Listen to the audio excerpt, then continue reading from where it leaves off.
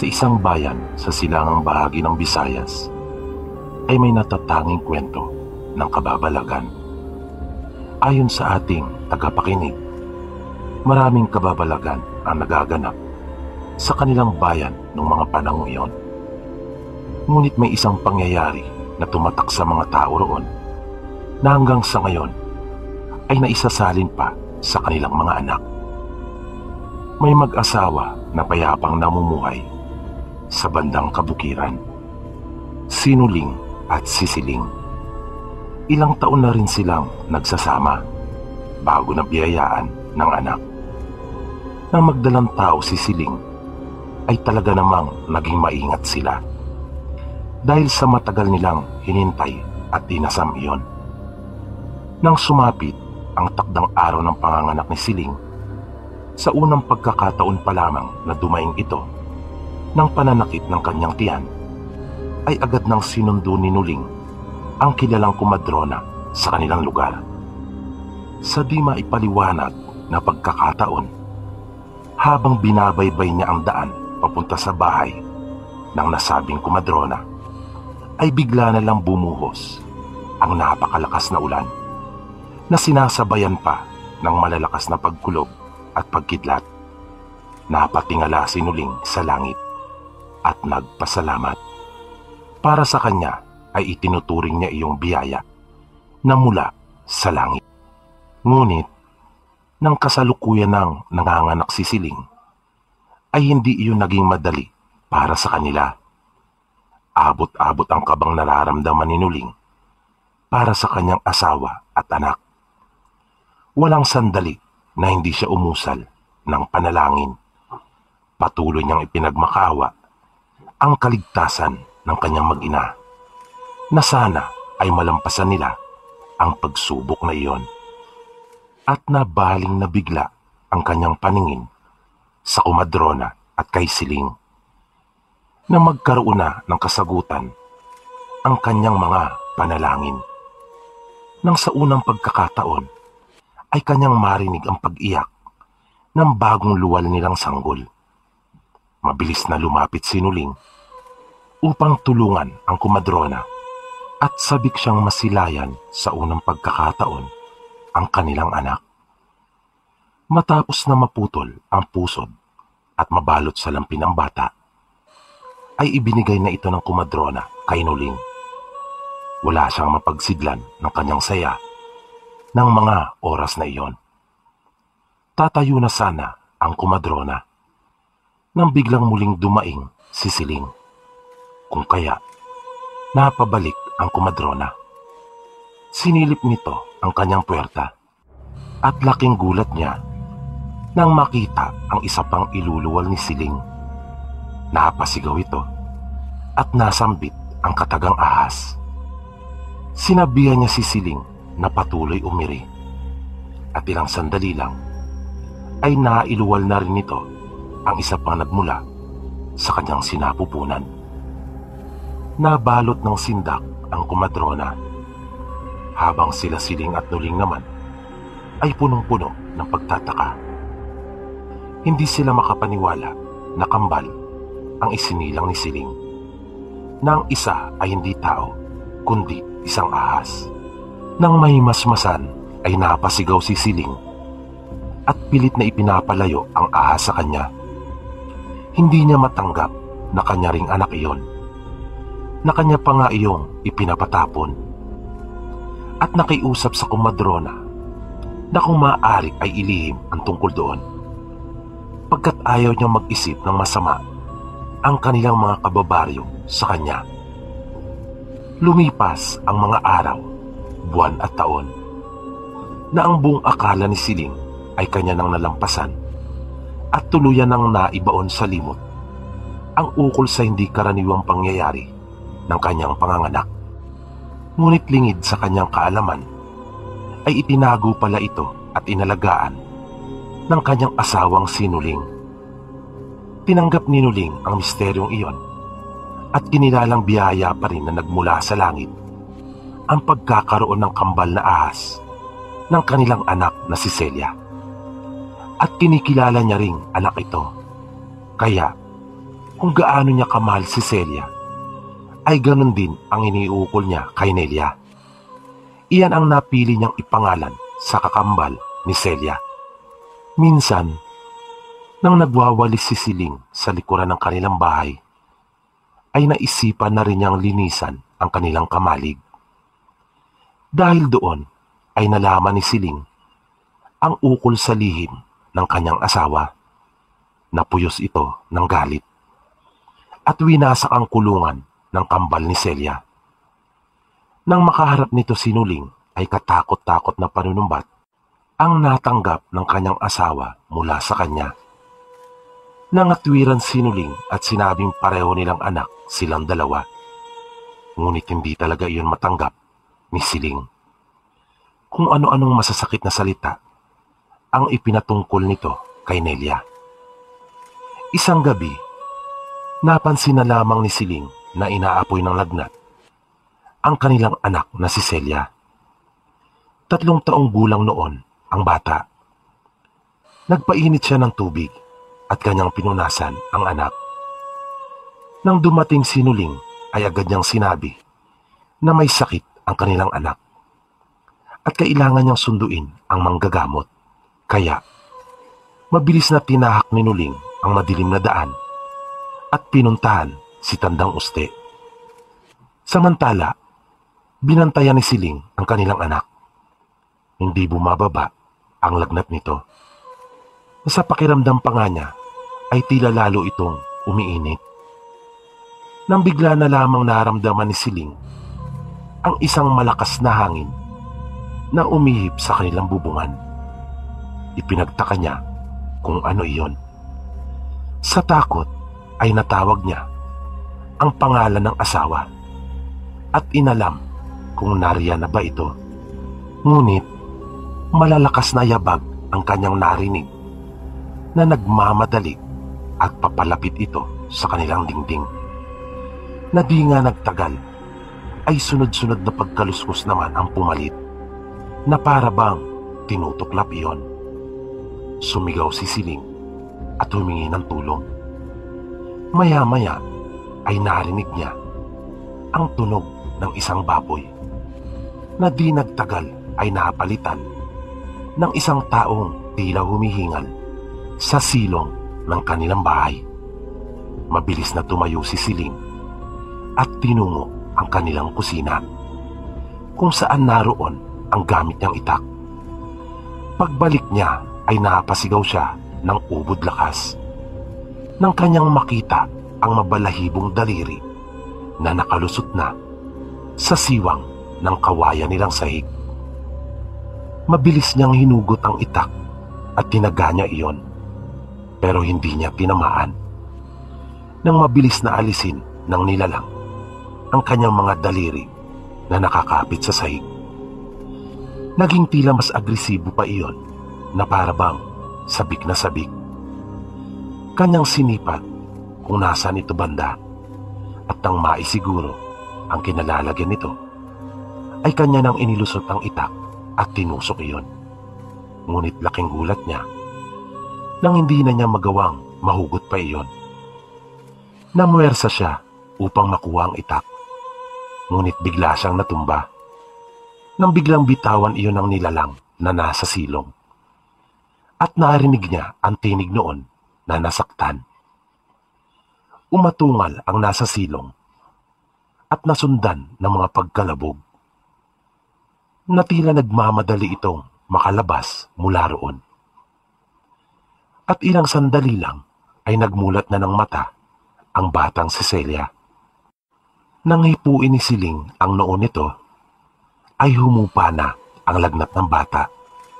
Ngumiti ito sa kanya at humingi ng tubig.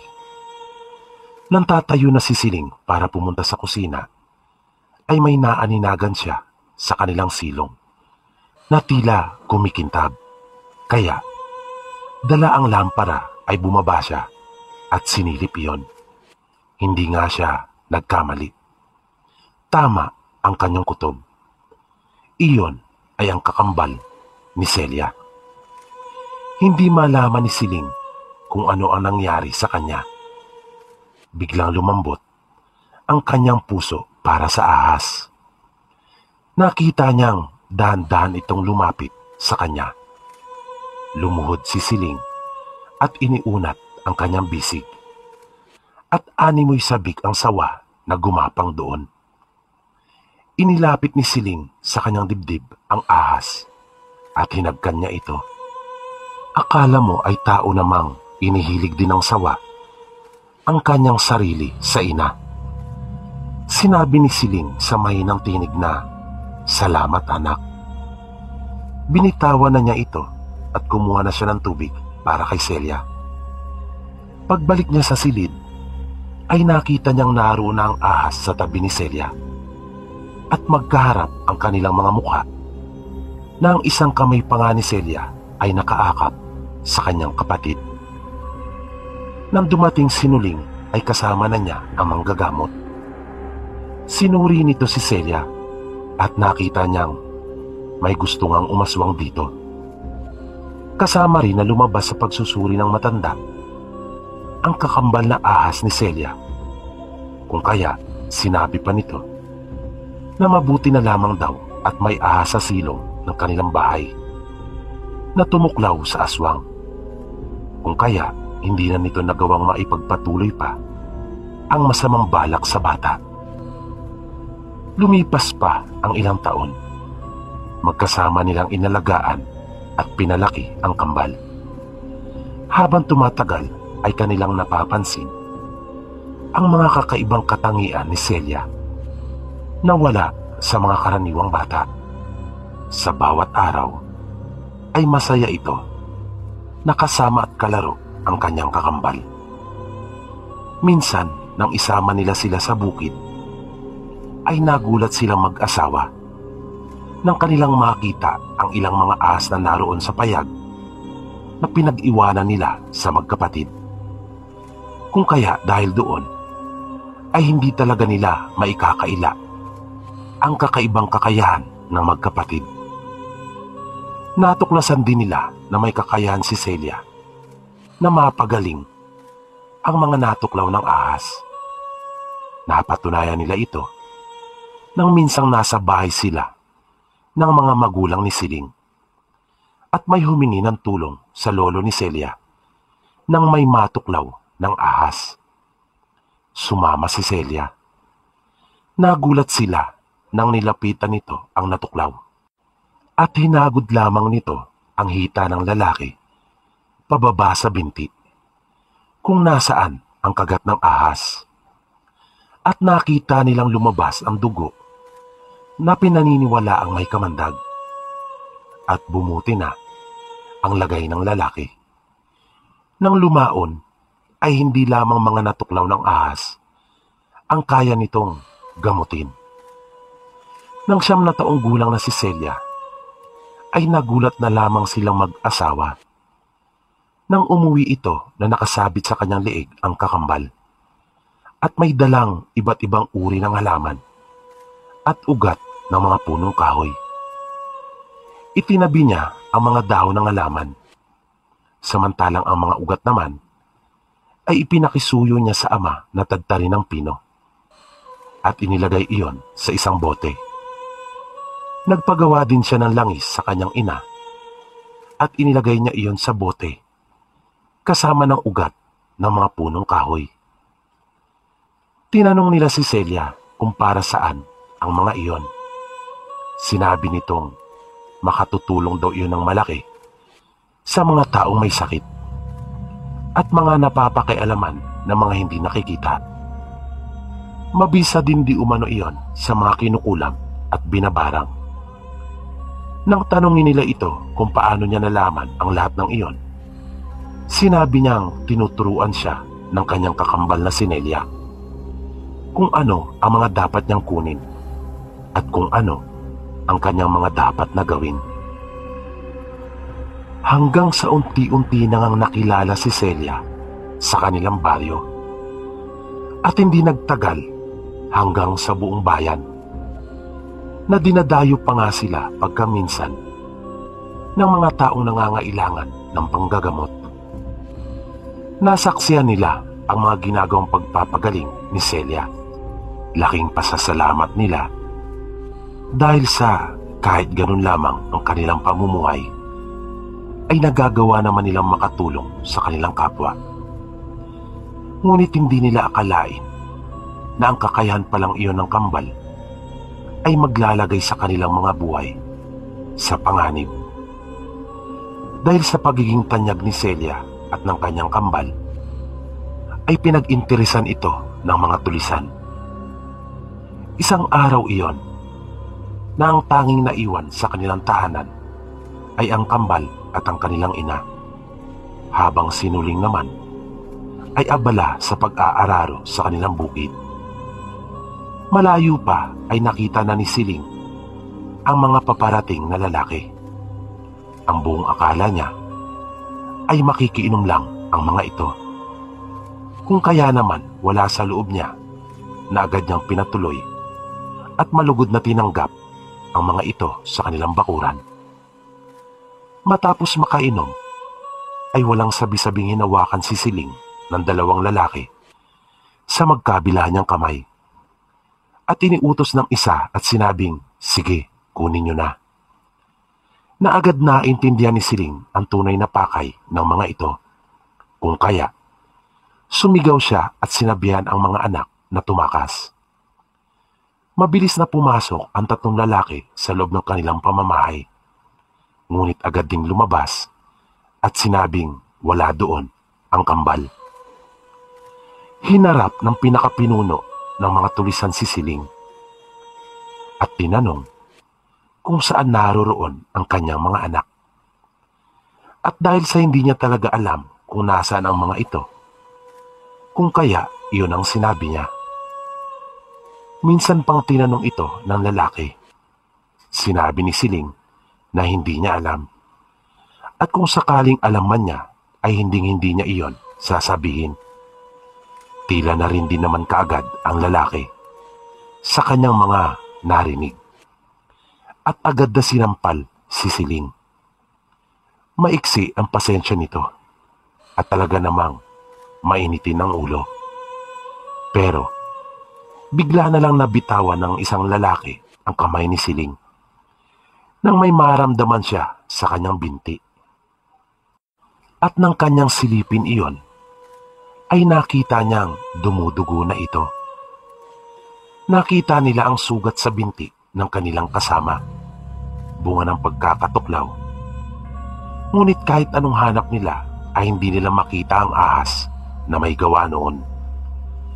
At narinig nila ang malakas na pagdagundong na animoy may gumugulong na mga naglalakihang bato. Kung kaya agad silang napatingin sa itaas ng bukid sa gilid ng bahay. Ngunit wala naman silang nakitang paparating.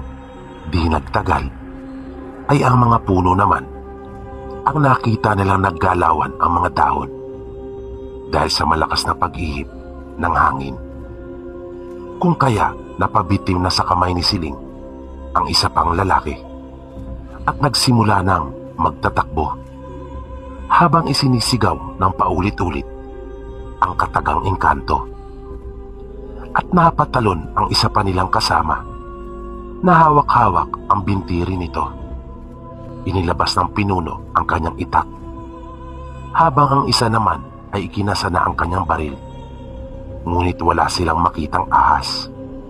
Dahil doon ay nagsisunuran na rin sila sa kasama nilang nauna ng tumakbo. Matapos na maranasan ng mga tulisan ang bagsik ng ahas at maramdaman ang mga kakaibang pangyayari, ay mabilis na nilang nilisan ang bahay nila Siling. Nakahinga siya ng maluwag, ngunit nagtataka kung nasaan ang kambal. Kaya tinawag niya sila.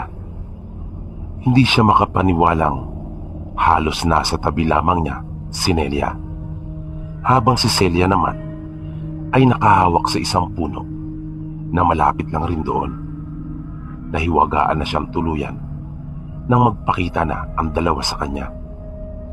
Ngunit laking pasasalamat niya dahil sa walang nangyaring masama sa kanyang mga anak. Ayon pa sa ating masugid na tagapakinig na siyang nagbahagi ng kwentong ito, noong mga panahon daw na iyon ay talaga namang napakaraming mga kababalagan ang nangyayari sa kanilang probinsya, na kung saan buhay na buhay at kitang-kita pa ang malakas na impluwensya ng mga Kastila sa araw-araw na pamumuhay ng mga Pilipino, lalong-lalo na ang iba't ibang mga paniniwala, tradisyon at pamahiin. Ng mga sumunod na buwan, matapos ang pagtatangka ng mga bandido sa Kambal, ay may kinaharap silang bago na namang pagsubok. Kinainggitan na rin kasi ang Kambal ng mga kilalang manggagamot sa kanilang lugar at karatig bayan, maliban na lamang kay Tandang Uste na malapit sa magkapatid. Nagsimula nilang malaman ang ukol sa bagay na ito nang ang isa nilang pasyente ay magkwento na marami umanong ipinapakalat ng mga paninira patungkol sa Kambal ang manggagamot sa kanilang baryo, kung kaya hindi na ito nagpapagamot doon. Ang pagkainggit ng mga manggagamot kanila Celia ay hindi lamang humangga sa mga paninira. Isang hapon, dumating ang kanilang ama na parang patang-pata ang katawan. Mabilis itong inalalaya ni Siling at pinahiga sa papag. Inusisa ni Siling ang asawa, ngunit wala itong maibigay na dahilan kung bakit siya nagkaganon. Ayon pa kay Nuling, ay basta naramdaman na lang niyang nanlambot ang kanyang mga tuhod at tila nawalan siya ng lakas. Mabilis ang pagbabagong napansin nila kay Nuling. Namumutla na ang labi nito at hawak ang dibdib dahil sa nahihirapan daw siyang huminga. Lumapit ang Kambal sa kanilang ama. Hawak ni Celia ang bote ng langis. Nang hawakan niya si Nuling sa braso ay para siyang napaso. Nang mabilis niyang iniatras ang kanyang kamay, naglagay si Celia ng langis sa kanyang palad at inihaplos iyon sa kanyang ama. Unti-unti ay nanumbalik ang lakas niya, ngunit hindi pa rin maayos ang kanyang paghinga. Nahihirapan pa rin ito.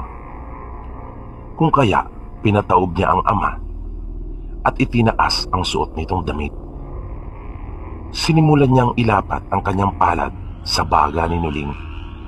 Maya-maya ay nagulat si Siling nang kanyang makitang kinukurot na ni Celia ang balat ng kanyang ama. At di nagtagal ay nagkaroon iyon ng maliit na hiwa. At mula doon sa maliit na hiwang iyon ay nakita niyang may hinihila si Celia. Paulit-ulit na ginawa iyon ng kanilang anak. At nang mas mailapit pa niya ang kanyang sarili, ay nakita niya kung ano ang bagay na iyon. Mga buhok. Mga buhok iyon ng tao na hindi magkakapareho ang haba. At marami iyon. Hindi maipaliwanag ni Siling ang kanyang naramdaman nung mga oras na iyon. At hindi niya maintindihan kung bakit kailangang gawin iyon ng sino man tao sa kanyang asawa. Dahil sa wala siyang natatandaan na may nakaalit ito o inargabyadong tao. Nang matapos si Celia sa kanyang ginagawa, ay gumaan na ang pakiramdam ng kanyang ama. Ang inggit ng mga manggagamot sa Kambal ay tuluyan nang nauwi sa galit, na gusto nilang saktan ang magkapatid sa pamamagitan ng kanilang mga mahal sa buhay. Ang sunod na pinuntirya ng mga ito ay ang kanilang ina, at pambabarang ang ginawa dito. Nabigla na lamang tinubuan ng mga sugat sa katawan isang araw, na nasundan pa iyon ng pagtubo ng napakaraming pigsa sa iba't ibang parte ng katawan nito na nagpahirap ng husto sa kanilang ina. Hindi malaman nito kung paano siya matutulog o kahit ang umupo ay napakahirap na gawin dahil sa halos hindi masagi ang mga tumubo sa katawan dahil sa napakasakit noon. At ang malala ay may mga uod at insekto pang lumalabas mula sa mga sugat at pigsa nito na nangyayari iyon kadalasan sa pagsapit ng ika-6 at sa hating gabi. Dahil sa nangyaring iyon ay talaga namang awang-awa si Celia at kambal niyang ahas. Yun ang simula na nagkaroon na sila ng kanyang kambal ng galit para sa mga taong gumagawa noon sa kanila. Gamit ang langis at iba't ibang uri ng dahon ay sinikap talaga nilang mapagaling ang kanilang ina. At dahil sa sama ng loob na kanilang naramdaman ay kanilang ibinalik ang karamdaman na iyon sa taong gumawa noon sa kanilang ina. Na makalipas lamang ang 3 araw ay may nabalitaan silang isang manggagamot na namatay. Walang kahit anumang pagsisisi na naramdaman ang kambal ni ang makonsensya sa kalagim-lagim na sinapit ng manggagamot. Sa paglipas ng mga araw ay lalong dumarami ang mga taong nagtitiwala at nagpapagamot kay Celia. Bukod kasi sa wala itong hinihintay na anumang kapalit, ay ramdam ng mga tao na talagang pagtulong lang ang hangad nito. Naniminsan ay hindi ito naningil o nagpabayad sa ginagawa niyang panggagamot. Isang araw, habang nagsasagawa si Celia ng kanyang panggagamot, ay may mag-asawa kasama ang ilang kaanak na humingi ng tulong sa kanila at nakiusap sa mga taong naroon na kung maaari ay unahin na sila dahil sa ang anak nito ay biglaan lamang umanong namatay. Ipinasok nila ang bata at inilagay sa harapan ni Celia na nakabalot ito ng kumot. Mga magdadalawang taon pa lamang iyon. Tumambad kay Celia ang wala ng buhay na bata at nangingitim na, habang ang muka at mga labi naman nito ay putlang-putla. Kapansin-pansin para kay Celia ang banda sa paa nito na animoy bulok na bahagi ng saging. Dumami ang mga tao na nag-usyoso. Ang mga pasyenteng naroon para magpagamot ay sabik na nanood kung ano ang gagawin ni Celia. Nakita nilang pumikit ito. Maya-maya ay gumapang ang kakambal nito at umakyat sa kanya na dumako sa gawin niyang tenga. At animoy mayroong ibinulong sa kanya. Matapos iyon ay umusal si Celia. Kumuha ito ng isang itlog mula sa basket na nasa tabi niya. Binasad niya iyon sa pinggan at sa pamamagitan noon ay nalaman nito ang totoong dahilan kung bakit nagkaganon ang bata. Sinabi nito sa mga magulang at kaanak ng bata na kanila nang ibalik sa kanilang bahay o di kaya naman ay dalhin mismo sa bahay ng aswang na taga sa kanila na siyang kumuha sa tunay nilang anak. Ipinagtapat ni Celia kung sino ang aswang na kanyang tinutukoy. Nagulat ang lahat ng taong naroon. Nagbulungan ang mga kaanak nito na sinasabing kaya pala ang bigat ni Nene. Hindi pala niya katawan niyan.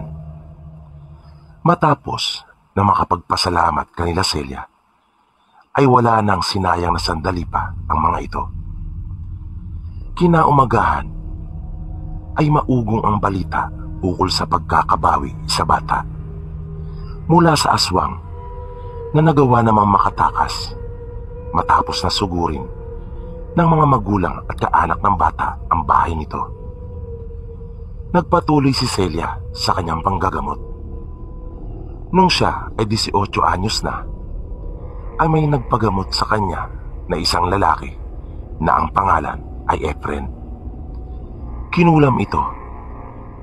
Nang tanungin siya ni Celia kung kanila bang ibabalik sa gumawa noon ang karamdaman niya, ay tumanggi ito. Makaraan ang ilang araw, ay bumalik ito at nagpasalamat na muli kay Celia.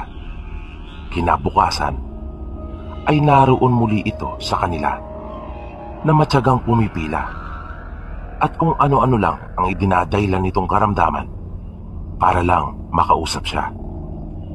Hanggang sa naging malapit na rin sila kalaunan, na nung huli ay tuluyan na nga itong nanligaw sa kanya. At makaraan ang ilang buwan na panliligaw nito, ay sinagot na rin niya ang binata. Masaya naman ang mga magulang ni Celia para sa kanya, lalo pa nga at hindi maikubli ng dalaga ang kanyang kasiyahan.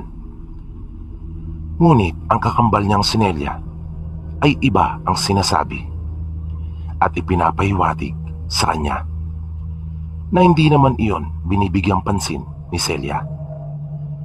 Minsan ay narinig ng kanilang mga magulang ang malakas na tinig ni Celia nang minsang magtalo ang kambal. Sinabi nito na masyado raw makasarili ang kanyang kakambal na si Nelia, na pati si Efren ay pinagsisilosan nito, na ang gusto nito ay sila lang daw lagi ang magkasama at ituon niya ang buong atensyon dito. Inawat naman nilang mag-asawa ang anak at sinabing tama na at kanya na lamang unawain ang kakambal. Ngunit hindi nila mapigilan si Celia. Nung huli ay sinabi nitong naiinggit lang ang kanyang kakambal dahil sa isa itong ahas at walang Efren na magmamahal dito. At sawa na raw siya, sawang-sawa na sa buhay niya na lagi na lamang ganon. Kaya maghiwalay na raw sila ng landas dahil sa may karapatan din di umano siya na lumigaya. Makalipas ang ilang araw ay hindi matagpuan nila Siling at Nuling si Nelia. Pinuntahan na nila ito sa mga madalas nitong paglagian ngunit wala ito roon.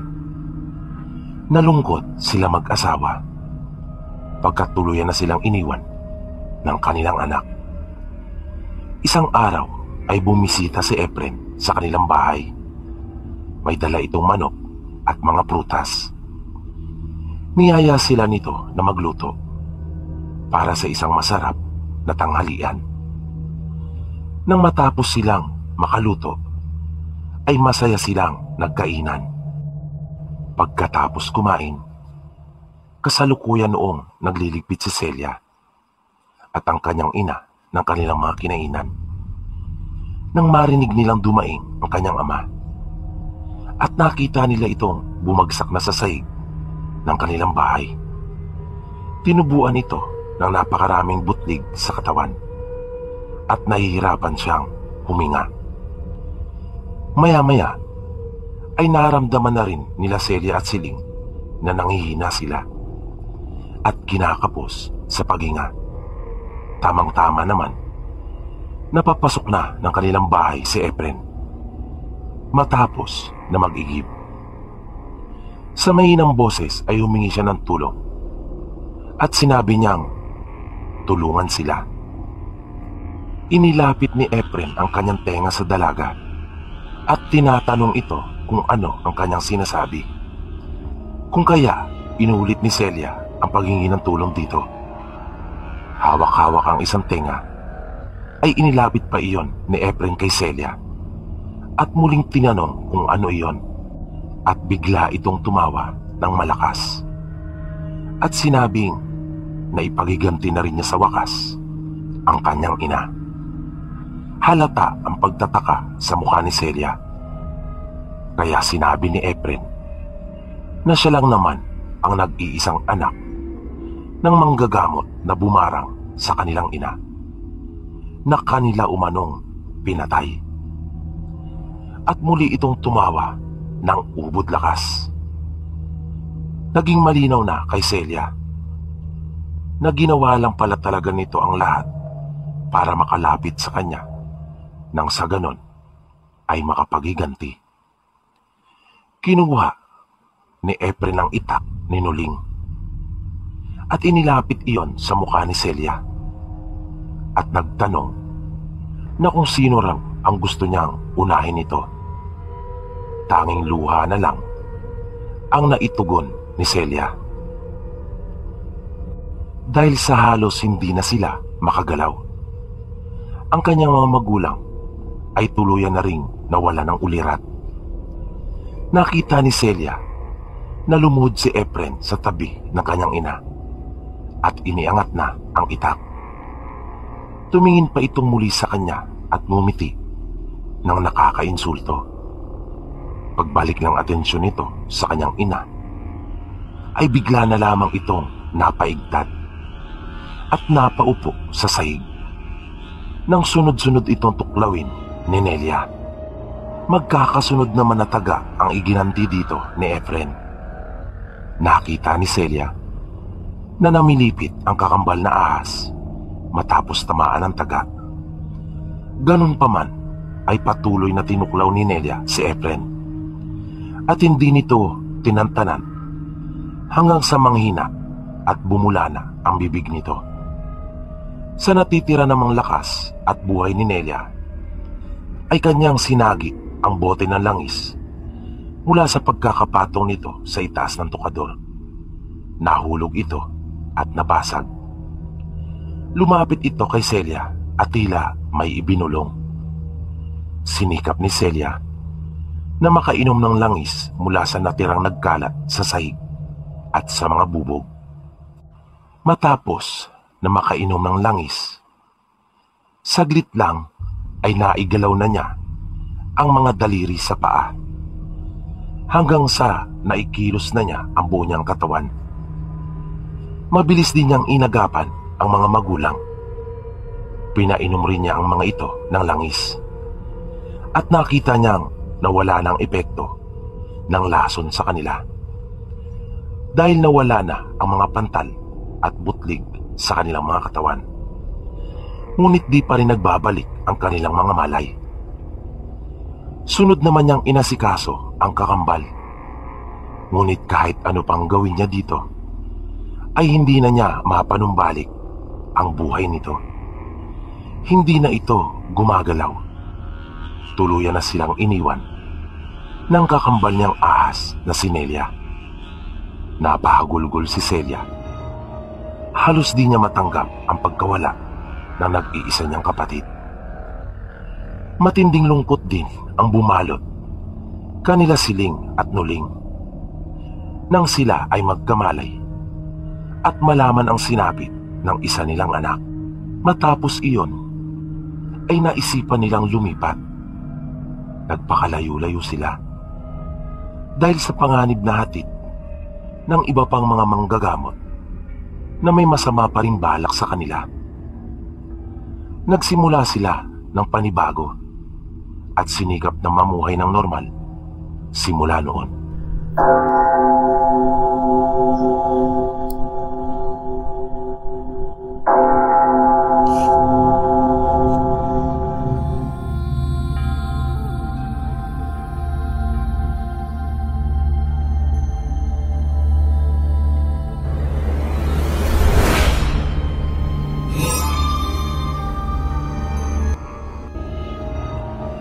Pansamantala silang nahinto sa kanilang pag-aaral. Bagaman labag iyon sa kanilang kagustuhan, nakita nila sa kanilang mga magulang ang lubhang pag-aalala. Matapos nga na maganap ang pang-aaswang na iyon sa kanilang magkakapatid, nang kunin ng kanilang mga magulang ang palay at mais sa bayan ng kanilang ama. Nang magkaroon ng pagkakataon si Lisa na tanungin ang kanyang mga magulang kung ano ang kanilang ikinatatakot, kung kaya nagpasya ang mga ito na pahintuin sila sa kanila munang pag-aaral, ay ipinaliwanag naman nila sa kanya. Ayon sa kanyang mga magulang, nag-aalala sila sa kaligtasan nilang magkakapatid dahil sa malakas di umano ang kanilang kutob. Nagaganti ito, at iyon ang ayaw nilang mangyari, ang sila ay mapahamak. Lalo pa nga at ginagabi na sila sa daan sa tuwing uuwi mula sa paaralan. Nagtaka naman si Lisa sa kanyang mga narinig, kaya naitanong niya na bakit naman sila gagantihan samantalang wala naman silang ginawa sa aswang. Sinabi ng kanyang ama na nasaktan nila ang aswang nang kanyang sindihan ang umaawas na lana. Pagpapaliwanag naman ng kanyang ina ay makakaramdam di umano ng matinding pangangati ang aswang na siyang dahilan ng pag-awas ng lana kapag ito ay sinindihan, na pagkaminsan pa nga ay hindi lamang pangangati ang maaari nilang maramdaman, na mahapdi iyon para sa kanilang mga balat. Kaya dahil doon ay nakasisiguro silang gaganti ito. Bukod pa sa napigilan niya ang maitim na balak nito para sa kanilang magkakapatid noong gabing iyon. Lumipas ang 2 araw. Hindi nagparamdam ang aswang. Wala silang naramdamang kakaiba.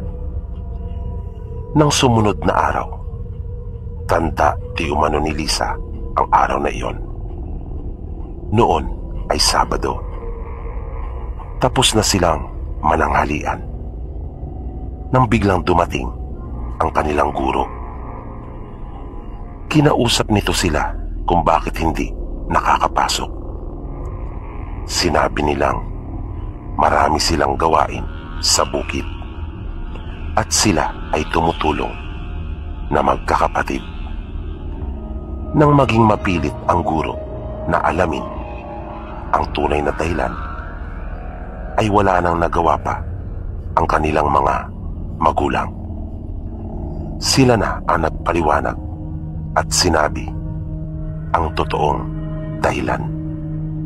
Nagulat ang guro at nasindak na naibulalas pa nito na totoo pala ang mga aswang.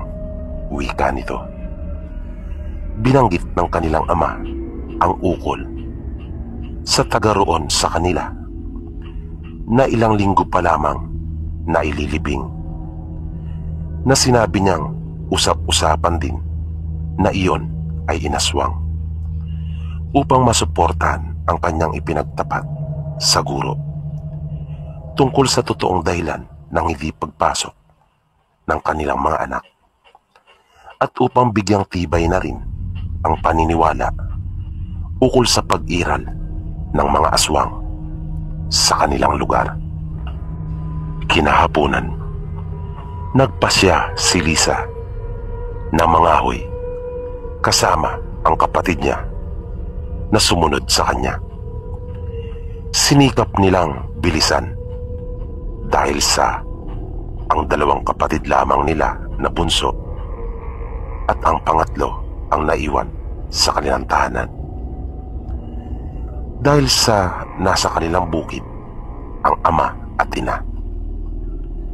Pagdating nila ay naabutan nilang nasa bakuran ang mga kapatid na naglalaro. Pagpasok niya ng bahay ay dumiretso siya sa dapog upang ilagay ang kanilang mga pinangahoy sa ilalim noon. Naabutan niya ang kanyang ama na nasa kanilang banggirahan sa harapan ng banga na kanilang pinaglalagyan ng tubig. Naisip niyang marahil ay pagod ito at uhaw na uhaw. Binati lamang niya ang ama at tinanong kung nasaan ang kanilang ina. Sumagot ito at sinabing paparating na rin marahil iyon, dahil sa nakasunod lamang naman ito sa kanya. Matapos niyang mailagay ang mga panggatong sa ilalim ng dapog, ay sunod na niyang dinampot ang mga galon upang mag-igib. Nang palabas na siya ng bahay, ay inutusan din niya ang isang kapatid na kunin ang iba pang galon upang igiban, at sinabihang sumunod na sa kanya. Nang papunta na siya sa batis, ay nakasalubong niya ang kanyang mga magulang. Inaalalayan ng kanyang ina ang kanilang ama na tila hinang-hina, na nakaakbay ang isang kamay nito sa kanilang ina habang nakasapu naman sa sikmura nito ang isa pa. Nagtaka siya at napalingon sa kanilang bahay. Kinilabutan siya pagkat kani-kanina lang ay kausap niya ang kanyang ama habang inilalagay niya ang kanilang mga ipinangahoy sa ilalim ng dabog. Nang ibaling niya ang kanyang atensyon sa mga magulang, ay nagtanong siya kung ano ang nangyari.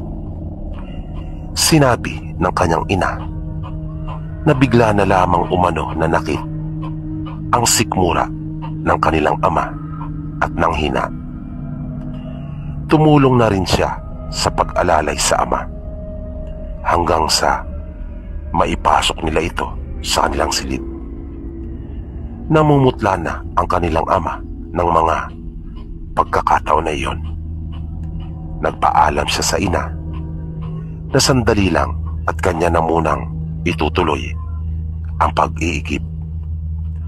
Tumango naman ito at inutusang sabihan ang kapatid na magpainit ng tubig. Nang makapag-igib, ay muli siyang pumasok sa silid. Napansin niyang lumuluba ang lagay ng kanilang ama. Namimilipit na ito sa sobrang sakit.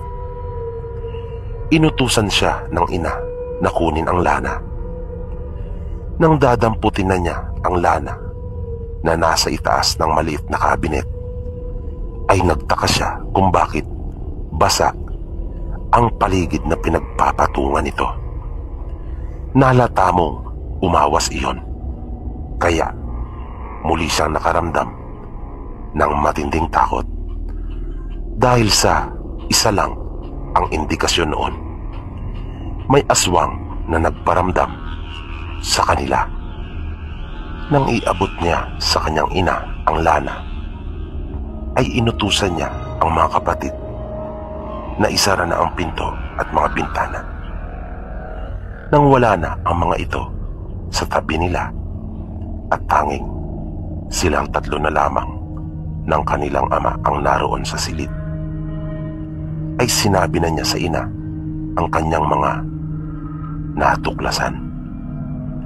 Sinabi niya na may palatandaang umawas ang lana.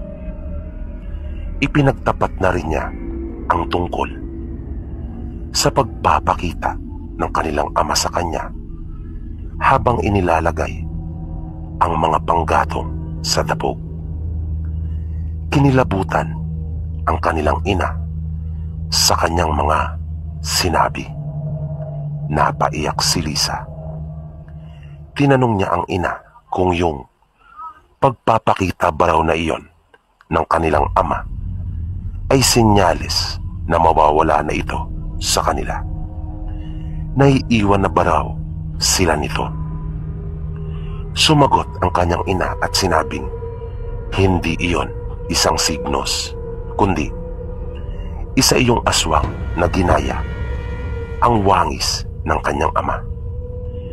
Tumayo ang kanyang ina at tinungo ang kabinet na pinagpapatungan ng lana. Napansin niyang dalawa ang bakas ng umawas na langis. May bahagi na tuyong-tuyo na at mayroon din namang mamasa-masa pa. Pagbalik ng kanyang ina sa silid, ay sinabi nito sa kanyang sigurado siya na aswang nga ang nagpakita na iyon sa kanya, na nagpanggap bilang kanilang ama. Habang tumatagal, ay lalong lumalala ang kalagayan ng kanilang ama. Inutusan siya ng ina na kung maaari ay kumuha ng sambong. Kahit kinakabahan, ay nagpunta siya sa kusina at itinaklos ang sinduko. Kinuha ang isang gasera at lumabas ng kanilang bahay. Hindi siya kumikibo at tahimik lang na nagpunta sa kung saan maraming sambong. Malapit lang iyon sa kanilang bahay. Nang naroon na siya, ay mabilis na siyang nanguha, ngunit nakarinig siya ng paghinga, na nang mapatingin siya sa pinanggagalingan ng tunog na iyon, ay napasigaw siya at nagtatakbo nang makita ang nakakatakot na itsura nito. Sumigaw siya ng ubod lakas habang paulit-ulit na sinasabi ang mga katagang aswang-aswang. Narinig na rin niya ang kanilang ina na sumisigaw na pinagmamadali siya dahil sa nakita nitong umawas na muli ang lana. Nang makapasok siya sa kanilang bakuran, ay nakita niya ang kanyang ina, pati ang sumunod sa kanya, at sinalubong siya ng mga ito. Nang nasa loob na sila ng kanilang tahanan, ay isinara na nilang mabuti ang pinto at mabilis na tinungo ang silid. Dinampot niya ang posporo na nasa pasamano at iniabot sa kanyang ina. Sinindihan nila ang umaawas na langis mula sa bote at narinig nila ang malakas na pag-angil mula sa labas, na mararamdaman mong talaga ang galit noon. Ilang sandali lang ay tumahimik ang kapaligiran. Wala na silang naririnig maliban sa huni ng mga kuliglig at paminsan-minsang paghuni ng mga panggabing ibon. Nilapatan nila ng lunas ang kanilang ama, ngunit wala silang makitang magandang pagbabago. Putlang-putla na ang kanilang ama. May pagkakataong nakatulugan na niya ang pagbabantay. Nagising siya sa kalagitnaan ng gabi nang kanyang marinig ang impit na pagdaing ng kanilang ama. Sinabi nito sa mahinang tinig na ang umaswang di umano sa kanya ay ang kanyang guro na bumisita sa kanilang bahay. Nagising na rin ang kanilang ina at nakita niyang sumasang-ayon ito sa sinasabi ng kanilang ama, na iyon din pala ang kutob nito. Dahil na rin sa bakas ng langis na umawas mula sa bote nito, na kahit ang nagpakitang iyon kay Lisa ay pinaniniwalaan nilang ang kanya ring guro mismo, ngunit wala silang matibay na ebidensya na magpapatunay sa kanilang mga paniniwala. Di nagtagal, bago pa sumikat ang araw, ay napuno ang loob ng kanilang tahanan ng mga malalakas na palahaw at paghinagpis nang tuluyan ng hindi kayanin ng kanilang ama ang nararamdaman nitong sakit.